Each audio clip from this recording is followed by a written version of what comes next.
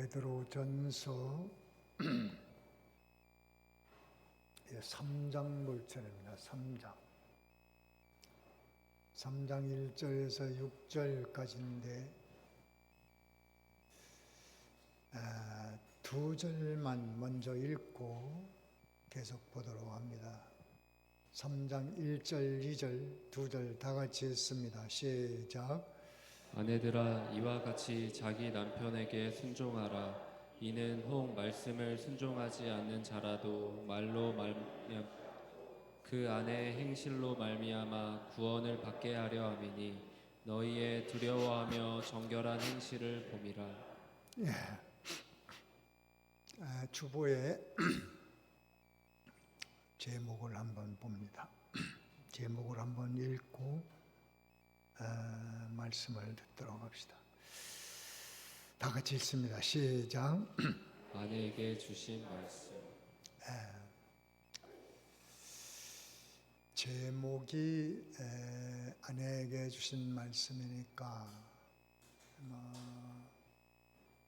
아내의 위치에 있는 사람이 아니면 좀 무관심하게 듣기 쉽습니다. 그런데 이 아내라는 말을 조금 확대 해석을 하면 지금 현재 아내의 위치에 있는 사람은 물론이고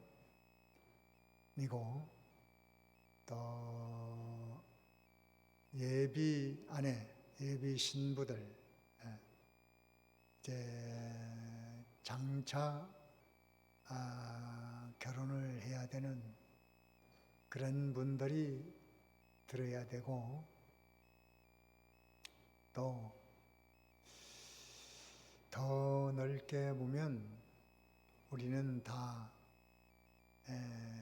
그리스도와 연합된 비유컨대는 신부입니다. 그래서 신령한 면으로 모두가 다 신부된 입장에서 받아야 하고, 또 우리는 먼저 예수 믿었기 때문에 이 도를 가르쳐야 될 입장에 있어요. 아버지는 딸을 양육하면서 이걸 가르쳐야 될 입장이 있고, 또 선생님들은 선생으로서 학생들을 가르쳐야 되기 때문에 이거를 잘 알아야 됩니다. 아내들만이 알아야 될 문제가 아니라는 것을 말씀을 드리는 겁니다. 또 남편들은 이 1절에서 6절까지의 아내에 대한 교훈에 대한 것을 알아야 할 이유가 있어요. 남편이 왜 알아야 되느냐 하면, 아내가 이 성경대로 살아가는 일을 도와줘야 될 의무와 책임이 있는 겁니다. 그래서 남편도 깨달아야 되고, 선생도 깨달아야 되고, 그리스도의 신령한 신부된 우리도 깨달아야 되고, 예비 신부도 깨달아야 됩니다. 나가서 모든 분들이 이 말씀을 듣고 지식을 가지고 있으면 지금 당장은 쓸 일이 없어도 언젠가는 그 말씀이 우리의 현실에 다가와서 반드시 알았으면 좋은 그런 말씀이 될 것입니다. 그래서 귀를 기울여 잘 듣고 깨달아 놓으면 언젠가는 그 말씀이 자기 삶에 큰 축복의 기회를 만들 수 있는 말씀이 될 겁니다. 특별히 아내된 분들은 물론입니다. 그래서 아내가 결혼을 하면 할 일이 많죠. 남편을 잘 이제 도와야 되는 그런 일도 있고, 자녀를 낳으면 잘 양육해야 될 일이 있습니다. 어려운 숙제가 있는 겁니다. 근데 뭐 그런 것은 교회에서 가르치지 않아도 너무나 잘 하잖아요. 음식을 하고 밥을 하고 빨래를 하고 애들 뭐 공부시키고 먹일 거야 먹이고 잘합니다. 그건 교회에서 뭐 그렇게 가르칠 필요가 없는 문제들이죠. 근데 그것도 못하는 사람도 있긴 있어요. 아기를 낳아놓고 아침밥도 안 해주는 엄마들도 있다고 그래요. 왜? 피곤하니까. 잠자느라고. 늦게 자니까.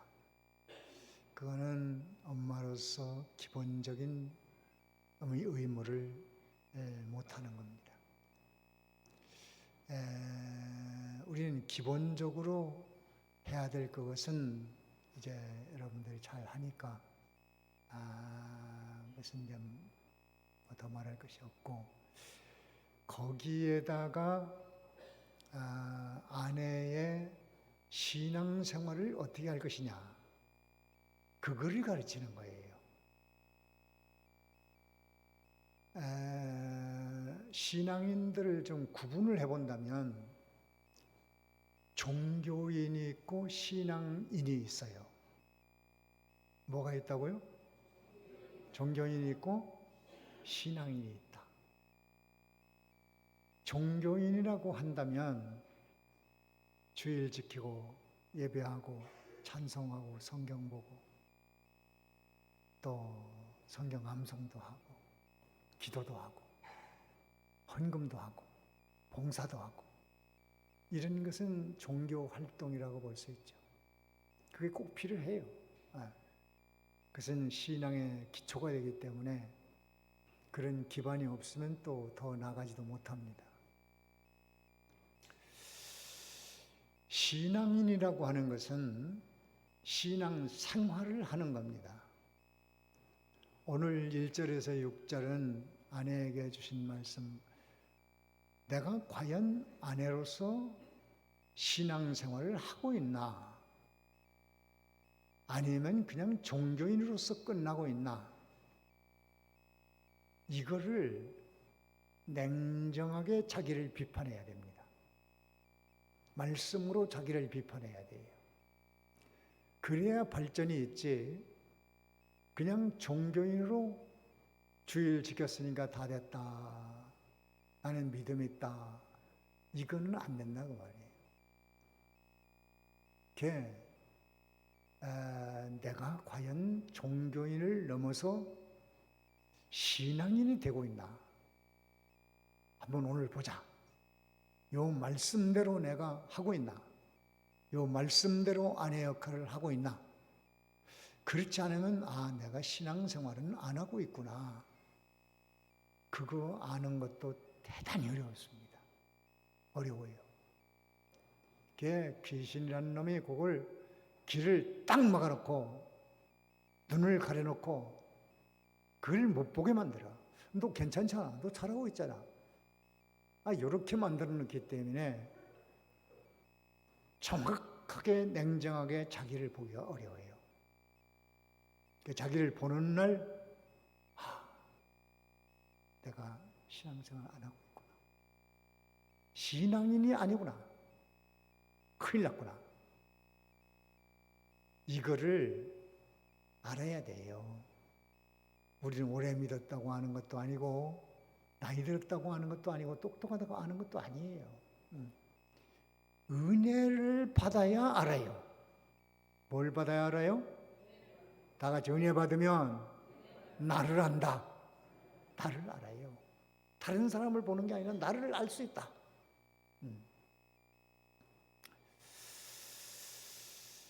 이 가정이 하나님이 축복해 준 건데, 이 귀신이 그냥 두질 않습니다. 자꾸 흔들어놔요. 우리나라도 10쌍이 결혼하면 5쌍은 이혼한다고 그런 말이 있어요. 참 어려운 얘기입니다. 그걸 하지 말라고 하기도 어려운 입장이고, 이 상대적이기 때문에 한쪽만 잘한다고 또 되는 것도 아니고, 한쪽만 지키려고 해서 되는 것도 아니고, 참 대단히 어렵고, 또 마음에 부담 갖지 마시고 상처받지 마시고 잘 듣고, 또 회개할 것은 회개하고 바로 서면 됩니다. 요즘에 결혼이 유행이 주례 없는 결혼식들을 하는 것 같아요. 뭐 그게 나쁘다고 볼 수는 없어요. 하나의 흐름이니까, 유행이니까. 또 결혼이 뭐 어떤 꼭 법칙이 있는 것도 아니고 그렇게 할 수 있습니다. 근데 제가 아쉬운 것은 뭐냐면,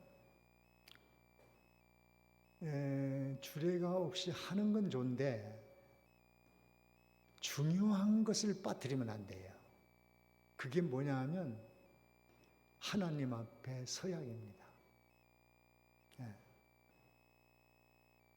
그냥 신랑 신부끼리 결혼을 한다고 서로의 서약은 하겠죠. 우리 변치 말고 행복하게 살자 서약은 하겠지만, 그렇게는 신자는 그렇게 하면 안 돼요.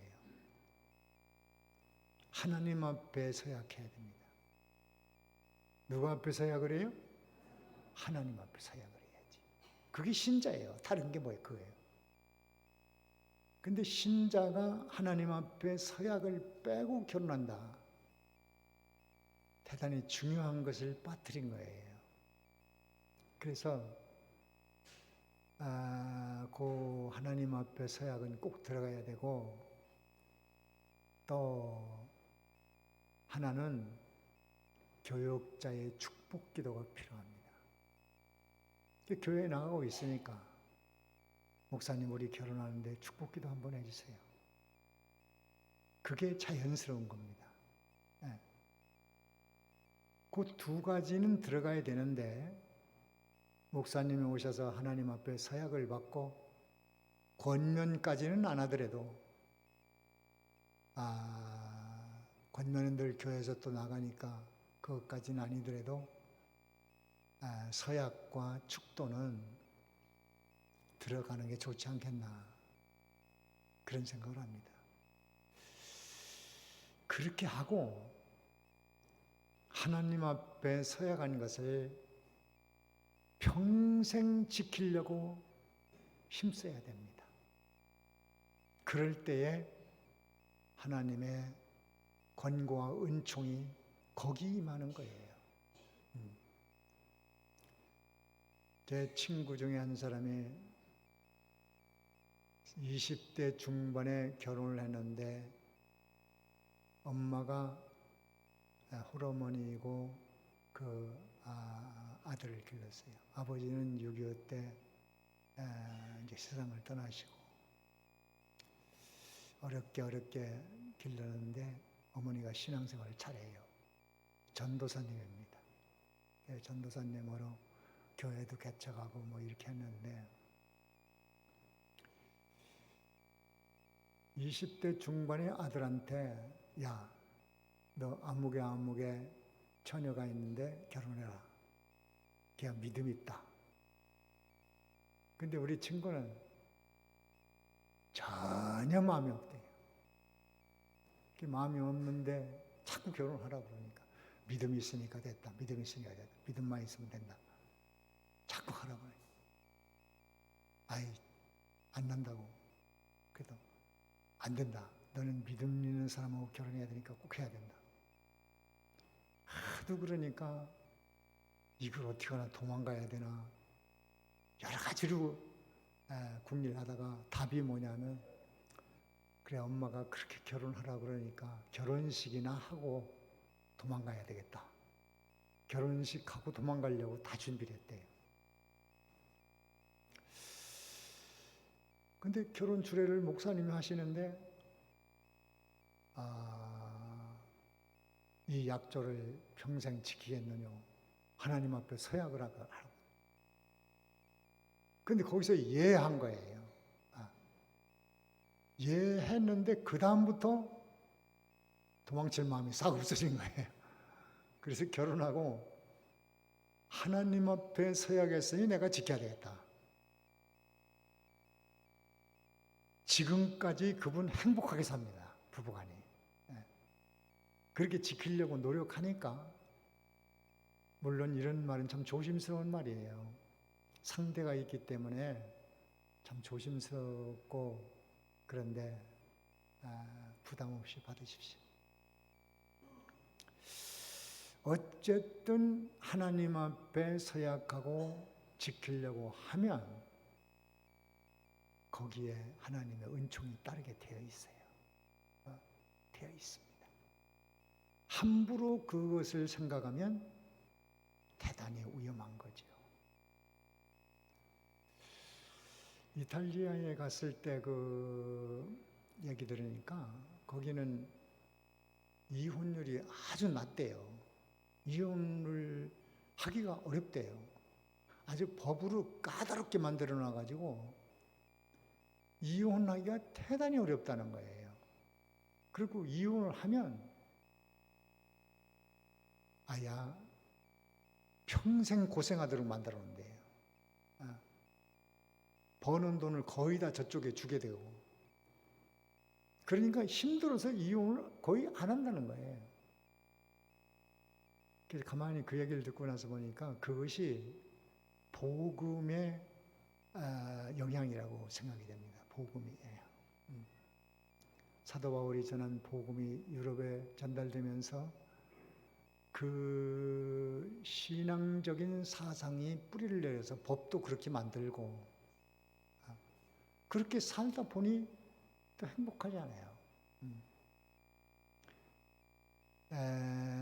이게 마가 껴서 가정이 무너지는 시대가 됐습니다. 좀 안타까운 현실이에요. 또 누구라도 장담할 수도 없어요.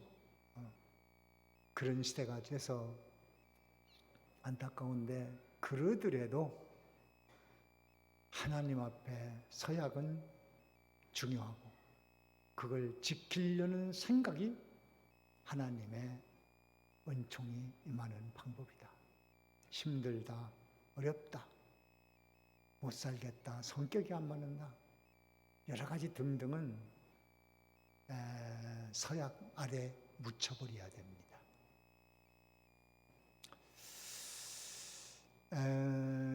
그러면은 그 신부들은 뭘 하라고 그랬는가? 신앙생활을 어떻게 하라고 했는가? 1절에 아까 읽었죠. 뭘 하라고 한 것 같아요, 거기?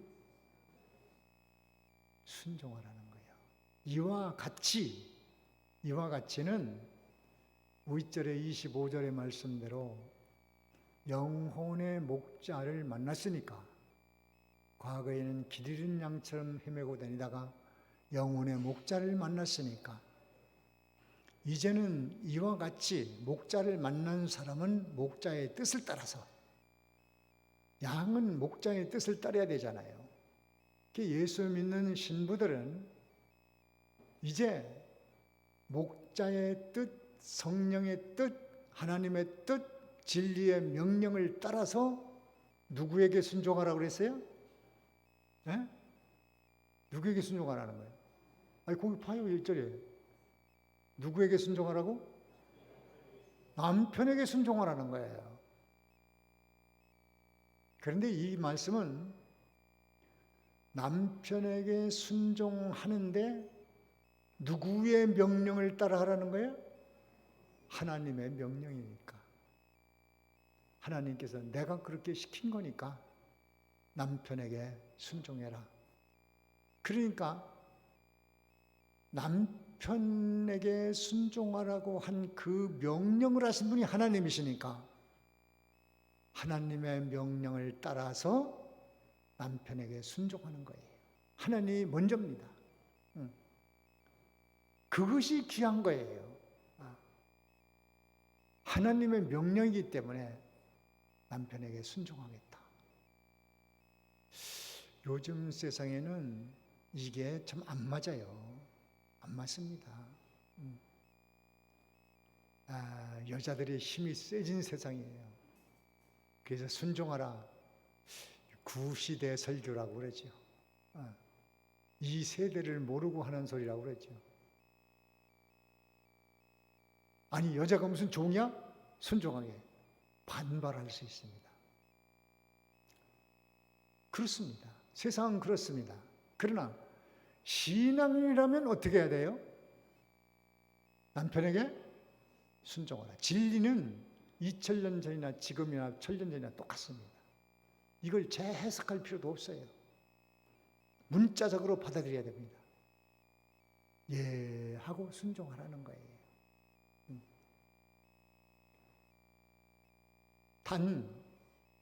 단서가 있어요. 그 명령이 하나님의 뜻에 현저히 어긋난다. 그럴 땐 해야 돼요, 안 해야 돼요?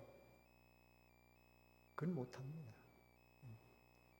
거기 단서가 있는 거예요, 단서가.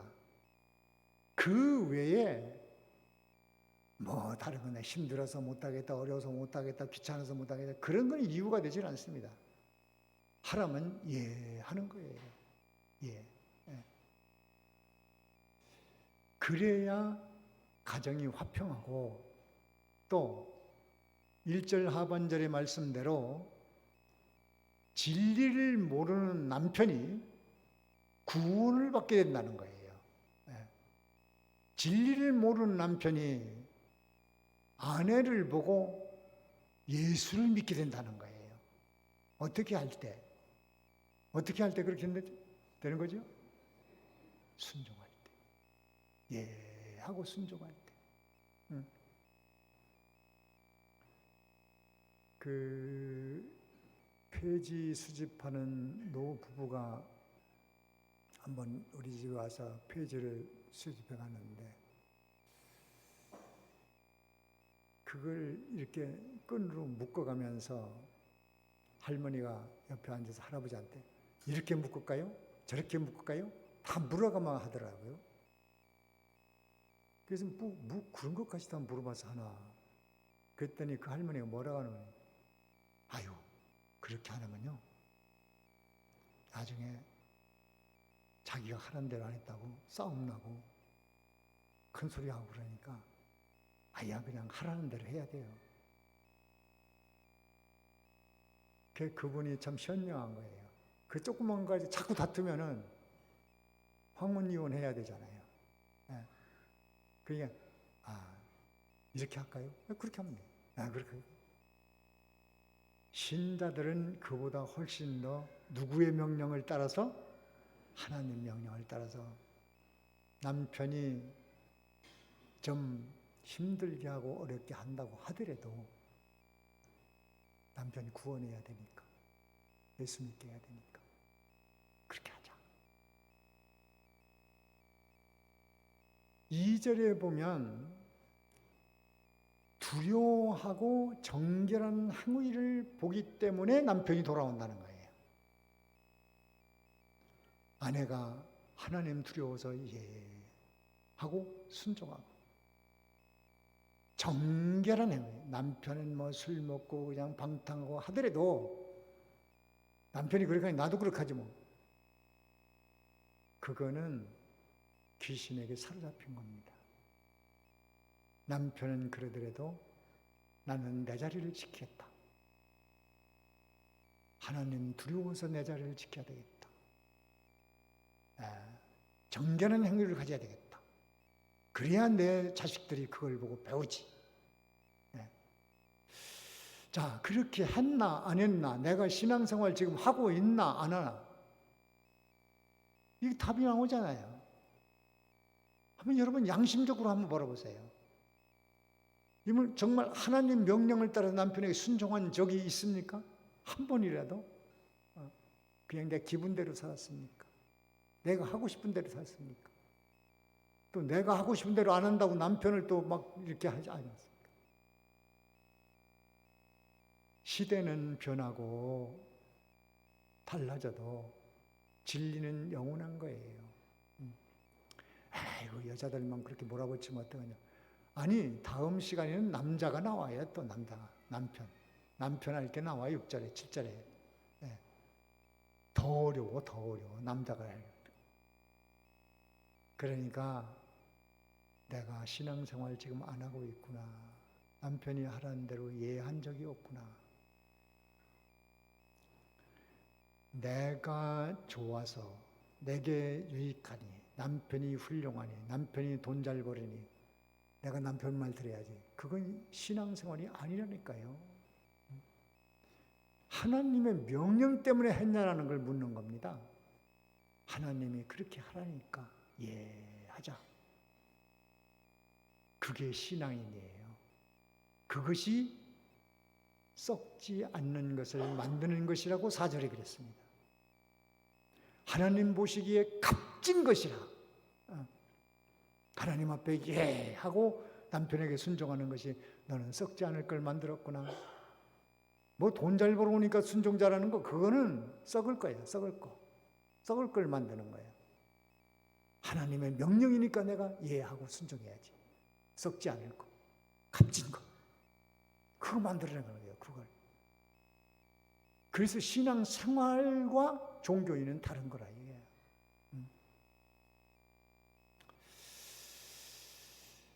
그 다음에는 뭘 하라고 하는 거 아니에요? 3절에 보면 3절 한번 읽어보면 3절 다 같이 읽습니다. 시작.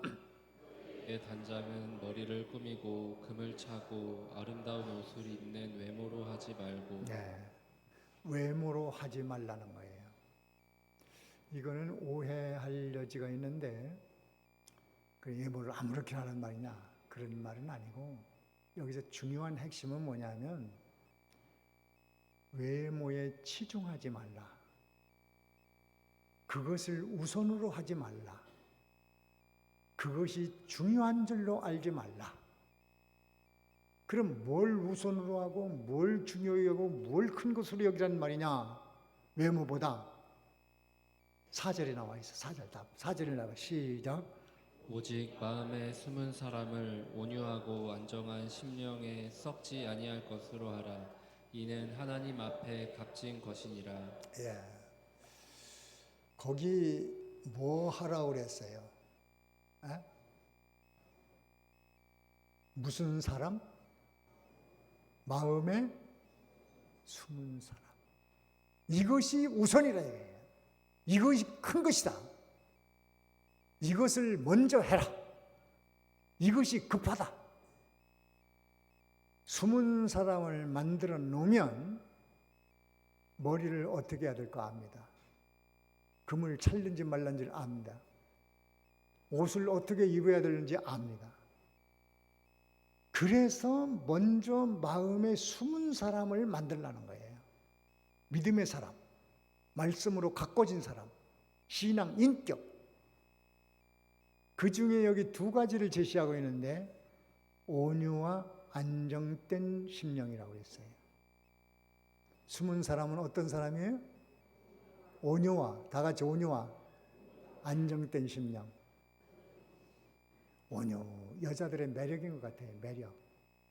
여자는, 신부는, 물론 남자도 마찬가지죠. 특별히 여자는 온유와 안정된 심령이 참 중요한 것 같아요.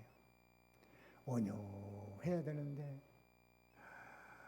여자가 웬가랑댕가랑 그냥 막 이렇게 해봐요. 집안이 어지러워요. 주변 사람들이 행복하지 않아, 식구들이. 안정된 심령이 있어야 돼요. 하나님 앞에 잘 피동되는 온유한 마음이 있어야 되고 항상 마음이 딱 안정돼 있어서 고요하고 잔잔하고 말씨부터 항상 톤이 높으면 안 됩니다.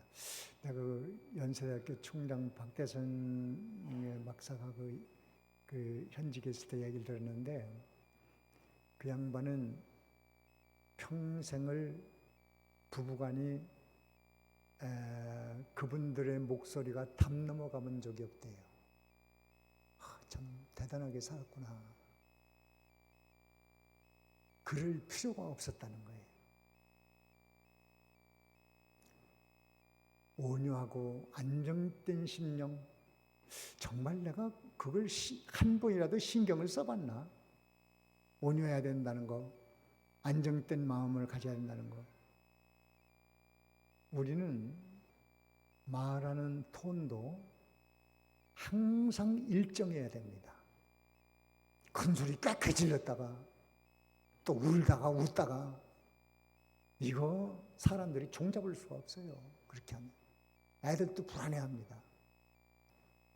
가정이 화평하지 못해요. 항상 불안해, 집안이.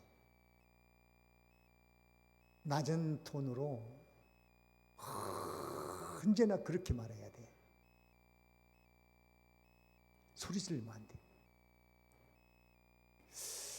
아니, 제가 엊그제 어느 식당에 갔는데, 이 식당에 들어가려고 하는데 안에서 무슨 이렇게 사람 막 이렇게 다투는 소리가 나요. 그래서 손님들이 많은가 보다 하고 들어갔더니 손님이 없어요. 하나도 없어요. 부부간이 식당 안에 둘이 싸운 거예요. 둘이 싸우고 있어요. 그래서 우리가 쓱 들어가니까 얼른 멈추고 남편이 슬그머니 나가더라고요. 이 분위기가 좀 이상해요.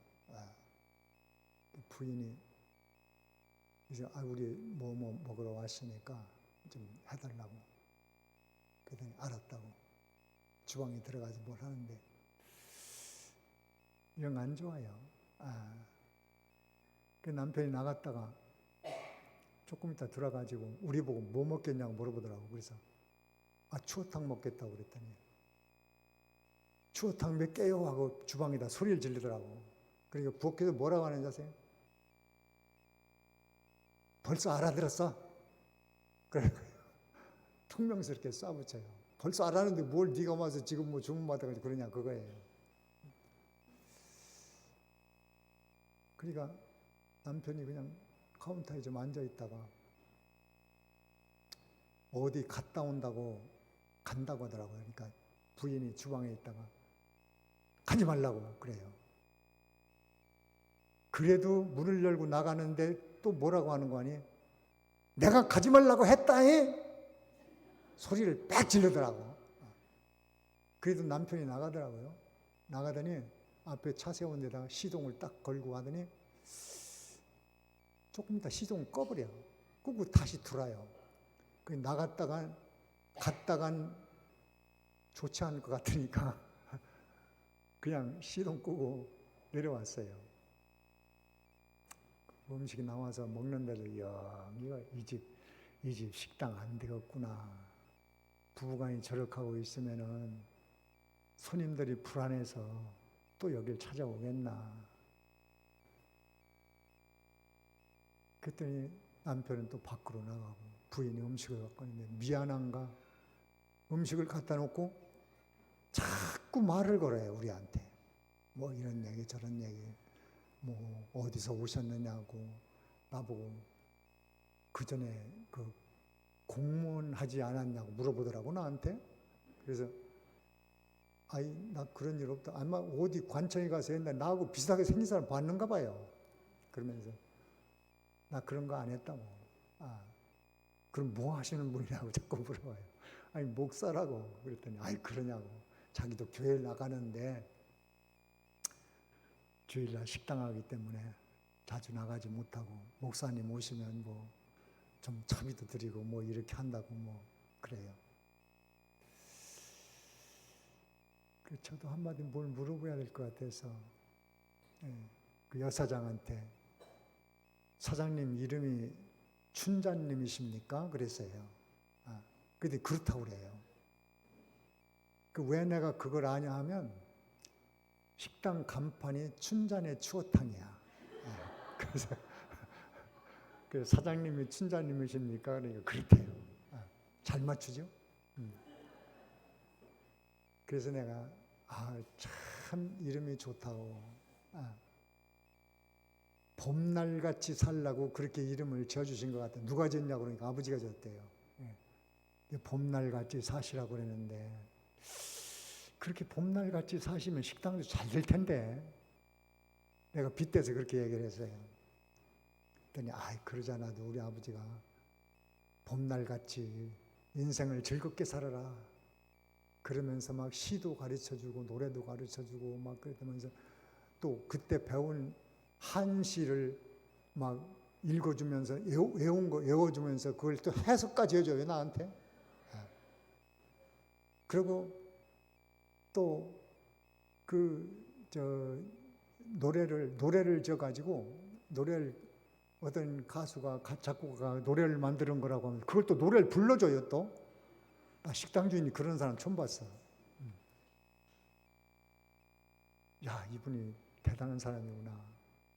그래서 아이고 그 노래방 기구 하나 갖다 놓고 음식 먹는 손님들한테 노래 한 마디씩 불러주면은 식당 잘 될 것 같다 그랬더니 그러자니 노래방 기구 사다 놨대요 거기다. 그래서 참 재주꾼이구나 하는데 자기는 새소리도 잘 낸다고 그래요. 무슨 새소리냐면 뻐꾸기 소리 잘 낸다고. 또 뻐꾸하고 소리를 내는 거예요.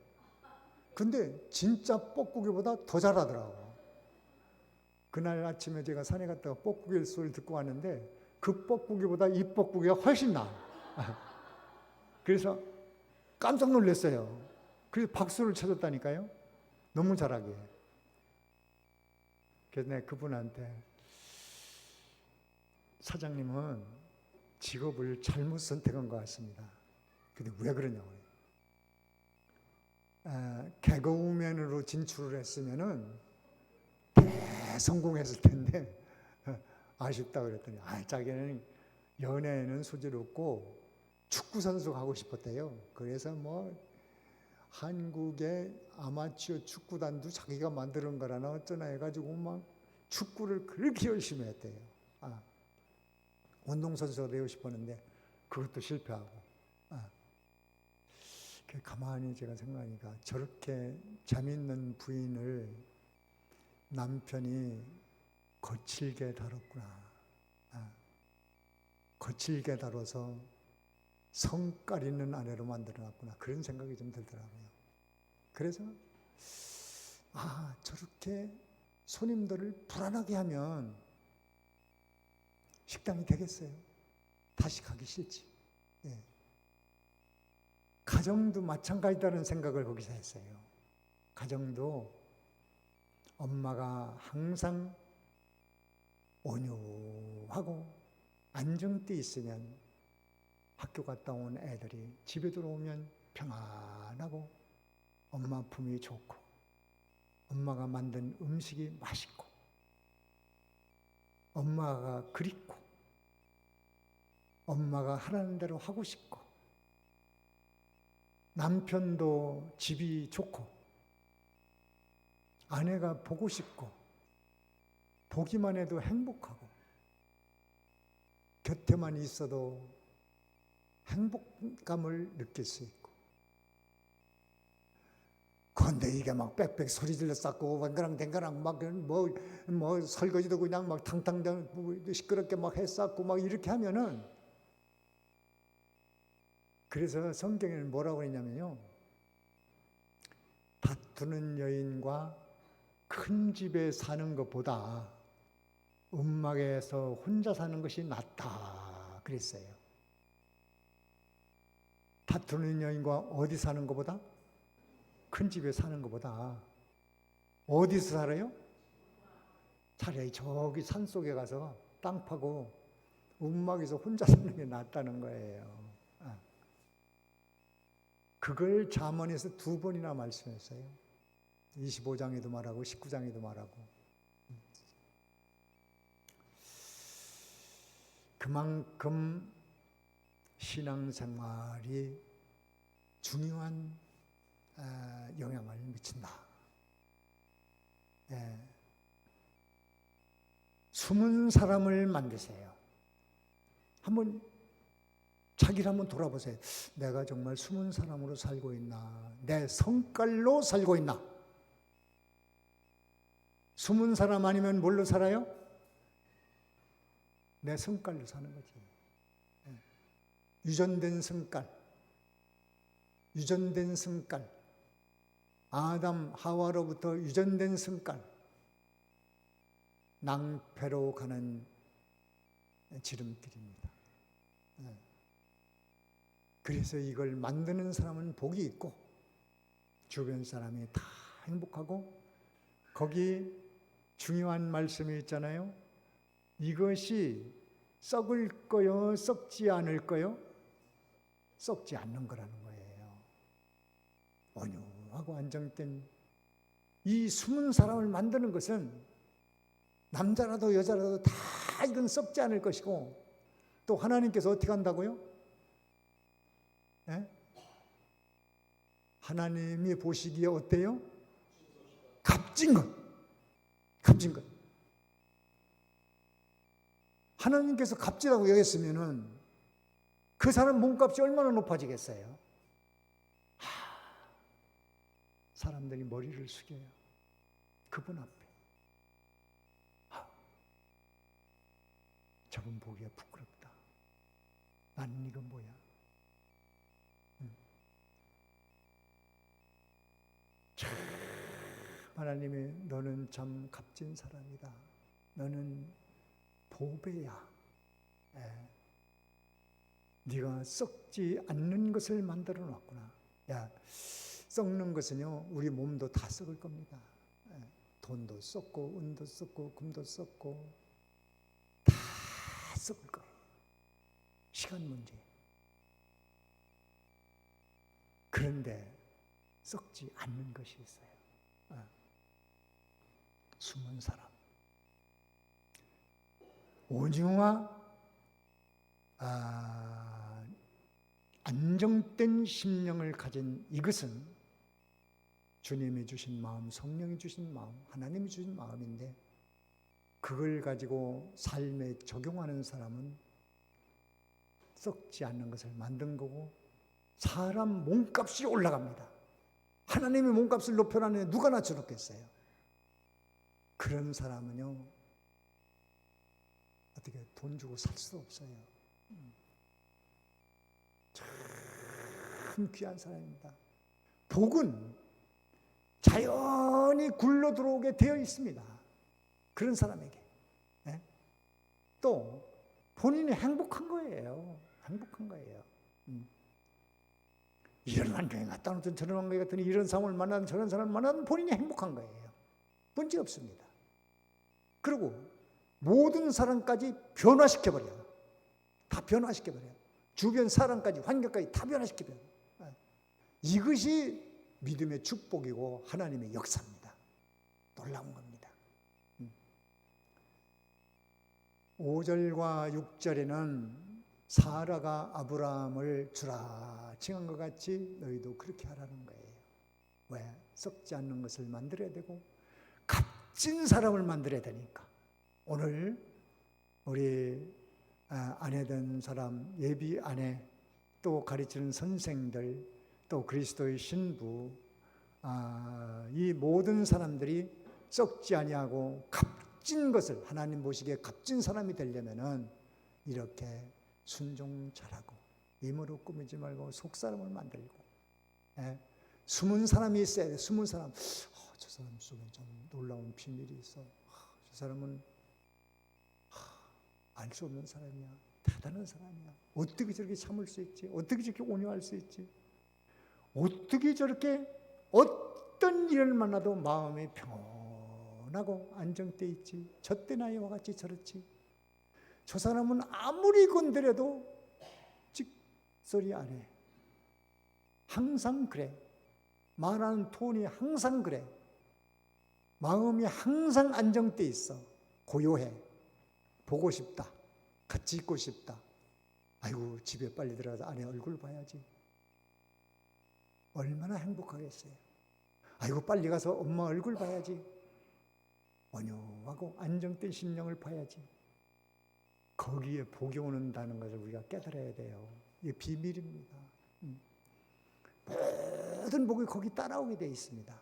사람이 다 들러붙고, 사람이 들러붙으니 물질이 들러붙고, 성공이 따라오고. 식당에 갔는데 부부간이 싸우면서 하는 식당이 길게 가겠어요? 다시 가고 싶지 않죠. 사람도 가정도 똑같습니다.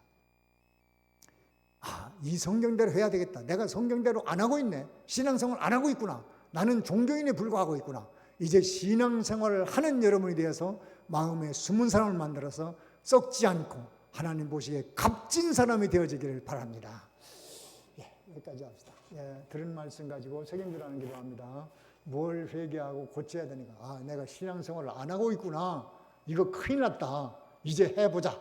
이렇게 마음을 단단히 먹고 한번 출발해 봅시다.